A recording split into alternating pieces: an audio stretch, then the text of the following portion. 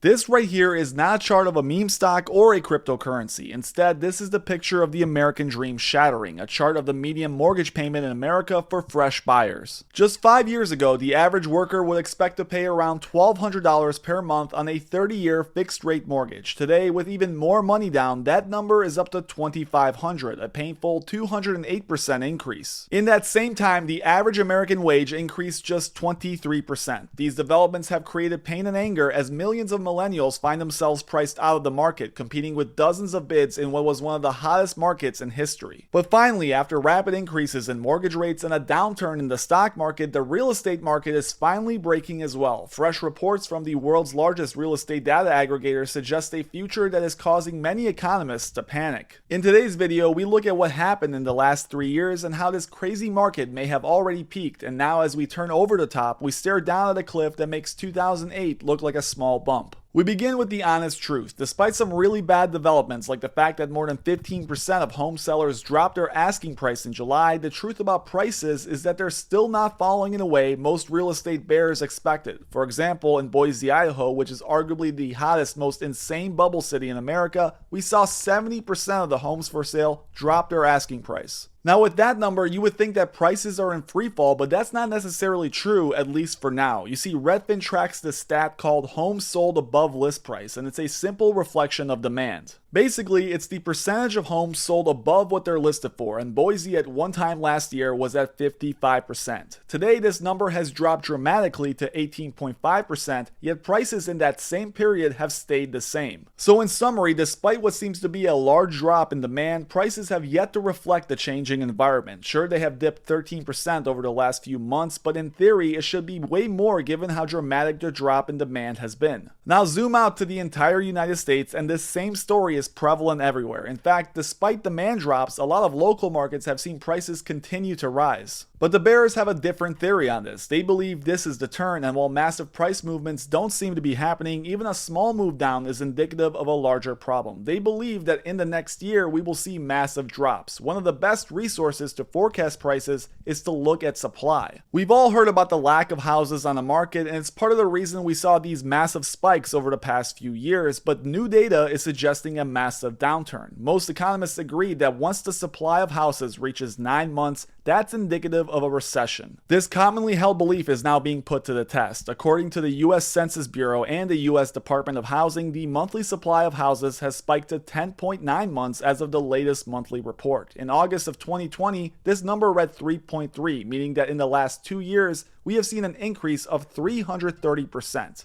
Now this chart is beginning to reflect the same buildup of inventory we saw in 2007 prior to the massive crash in the following year. In fact, the number was so bad, the month-over-month change is something we've never seen before in history. Mac10 on Twitter pointed this out by plotting the month-over-month changes on a chart going back to 1972, and as you can tell, the most recent change is off the chart with a 165% year-over-year increase. For anyone to look at this chart and suggest that the market is healthy is rather remarkable. More and more analysts are now growing worried. Jay McKenless appeared on CNBC to speak about these worrisome supply numbers. Take a listen to his unique analysis, but before you do, take a moment to hit that like and subscribe button if you're enjoying the content thus far.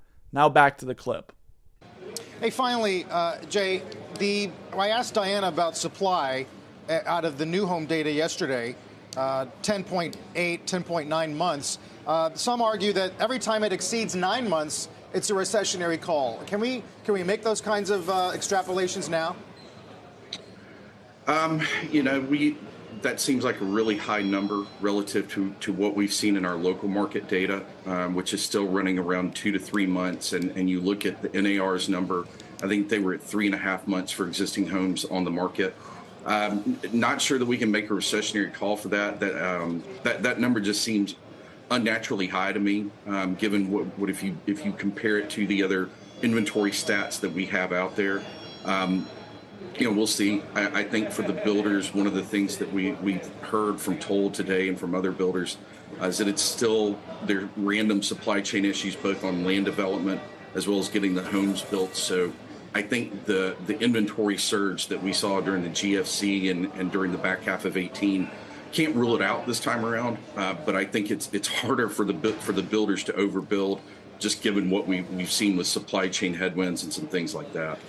Now, with all of these supply issues happening, you have to look at the number one variable influencing this statistic, and that is rates. A large majority of new buyers are using 30-year mortgages to purchase these homes, and the difference between having a low interest rate versus a high one is massive. Take, for example, someone buying a $300,000 house with a 2.75% interest rate, not unheard of in late 2020. This person's monthly payment would be around $1,600. Today, with rates approaching 6%, that same person buying the same house would pay around $2,100 a month. That's $6,000 more per year, and these fluctuations are a large reason why housing is slowing down. Rates are tied to something called the 10-year treasury, and what investors have realized is that when this 10-year chart goes below 2.25%, the market soars, and when it goes above 2.75%, it grinds to a halt. Right now, as Meet Kevin has tweeted, it's at 3.11%, and it looks to be climbing higher and higher. If rates were to approach double digits, something we haven't seen since the early 80s, you can bet that the market would grind to a halt and prices would almost certainly collapse in a way we have never seen before. But there are still some skeptics. For example, the supply numbers I talked about earlier are provided by the US Department of Housing, but these numbers differ heavily from other sources. For example, the National Association of Realtors, which is one of the leading data suppliers for housing, claims that supply is at 3.3 months. That's a massive difference compared to the 10.9 provided by the DOH. Redfin, another real estate company, claims that supply is at 2.5 months. So who to believe is tough to choose, and this has become a really hard market to read. You're seeing tons of different estimates for home price growth and even more revisions that make it incredibly difficult to gauge what is really going on out there. At the end of the day, there are some troubling developments happening, but how much of an impact they will have on prices is yet to be seen. We are looking at what may be the top falling over or just another small bump in the road in a long winding journey to even higher, more absurd home prices. Thank you guys for watching. As always, please make sure you hit that like and subscribe button if you enjoyed it. I would love to hear from all of you home sellers and home buyers. What are you seeing in the markets firsthand right now? Make sure you comment below.